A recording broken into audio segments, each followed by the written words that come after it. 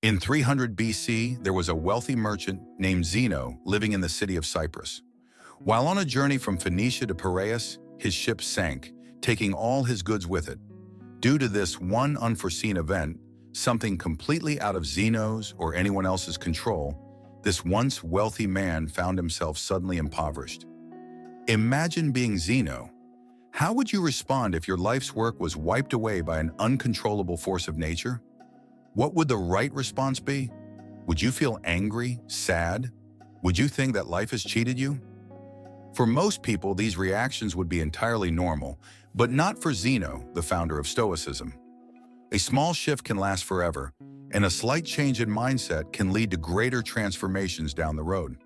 At the heart of Stoicism is the concept of acceptance and indifference. After reading the works of Socrates and other great philosophers, Zeno created and shared the philosophy of Stoicism. Zeno believed that, although we can't control what happens to us, we do have control over how we respond to it, and we should use this power wisely. Rather than lamenting over spilled milk, or in this case, sunken goods, Zeno focused on staying composed, calm, and neutral despite his situation.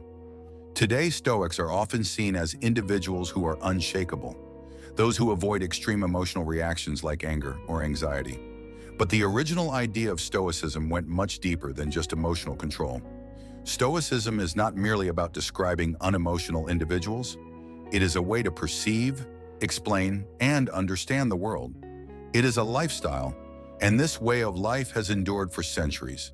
The principles of Stoicism can still be applied today in the same way they were thousands of years ago, with the same powerful impact. Stoicism helps us process negative emotions from unfortunate experiences and transform them into thoughts that offer us a unique perspective on life.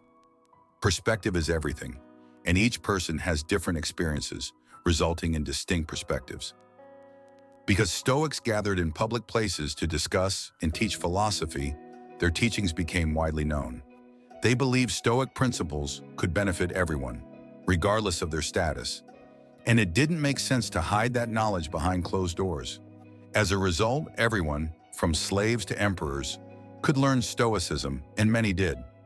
Some of the most famous Stoics include Epictetus, whose name means acquired because he was once a slave, Seneca, a renowned statesman, and Marcus Aurelius, a Roman emperor and one of the most powerful people in history. The early Stoics practiced what they preached, rejecting segregation and fighting against inequality. They even coined the term cosmopolitan, meaning citizen of the world. Today, when we hear the word, we often think of diverse cities like New York, Toronto, Dubai, and London. But the Stoics envisioned unity and togetherness for all people. At the time when Stoicism began, women weren't allowed to study philosophy, but the Stoics disagreed with this notion. Musonius Rufus, Epictetus' teacher, famously said, "It is not men alone who possess eagerness and a natural inclination towards virtue, but women also. Women are no less than men in appreciating noble in just deeds and rejecting the opposite. Since this is so, why should men seek to examine how to live well, practicing philosophy, while women are not allowed to do so?" Even in an era when this was controversial, Stoicism welcomed women to learn and practice its teachings. So why do so many people adopt Stoicism as their way of life? In a world full of unpredictable events, our emotions can often get in the way. The reality is, we don't usually feel sad because bad things happen to us, but because bad things happen unexpectedly. Rain, for example, is generally good. It nourishes plants, provides water for animals, and helps maintain a cool temperature. However, when it catches us outside without an umbrella, it's not a pleasant experience. But we don't cry when it rains because we know rain is inevitable. Just like that, Stoicism teaches us to expect that bad things will happen. Anticipating the worst-case scenario and being okay with it is part of the Stoic mindset. One Stoic practice is called voluntary discomfort, where you purposefully experience discomfort to build resilience. This could mean sleeping on the floor, taking cold showers, or eating only simple food for a period. These practices help us understand that no matter how difficult the situation, we can survive and even thrive if we maintain the right mindset. Through these discomforts, we prepare our minds for future challenges. In today's world, where advertisements constantly push us to buy things and seek external validation, Stoicism's message is more important than ever. We are taught from a young age that we must follow certain paths to achieve happiness, yet these external goals often lead to disappointment.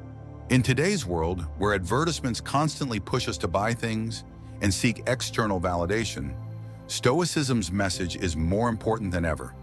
We are taught from a young age that we must follow certain paths to achieve happiness, yet these external goals often lead to disappointment. Instead of chasing after things that we can't control, Stoicism teaches that true happiness comes from improving ourselves for our own sake, not for external validation. When we attach our happiness to things like money, status, or possessions, we place our well-being in the hands of forces that can fail us. Cars break down, disasters strike, relationships falter. Even things that seem free come at a cost, whether that's physical or mental space. As Seneca wisely said, learning to live with less creates space in your life for the things that truly matter. Rather than seeking happiness in external possessions or achievements, Stoicism teaches us to focus on internal values and virtues. We should strive for wisdom, courage, moderation, and justice. Wisdom is the ability to distinguish between what we can control and what we cannot, and courage is about persisting and resisting challenges. Moderation is about doing more with less, while justice is the understanding that we are all here to help one another, not to harm. One famous example of Stoic principles in action is Nelson Mandela. During his imprisonment for fighting apartheid, Mandela read Marcus Aurelius and learned Stoic values. Instead of seeking revenge after his release, he urged his people to focus on reconciliation and moving forward. This is the essence of Stoicism, focusing on what we can control and accepting what we cannot. In modern therapy, Stoicism also plays a role. Techniques like rational emotive behavioral therapy, REBT, and logotherapy help individuals identify negative thought patterns and replace them with healthier, more productive beliefs. Logotherapy in particular is based on the Stoic idea that life's meaning comes from purpose. Even in the darkest moments, we can find purpose and joy by identifying that meaning. To overcome the struggles of life and find lasting happiness, we must practice self-worth. By focusing on what we can control and letting go of external expectations, we can lead more fulfilling lives. Stoicism helps us navigate life's challenges and reach a state of inner peace.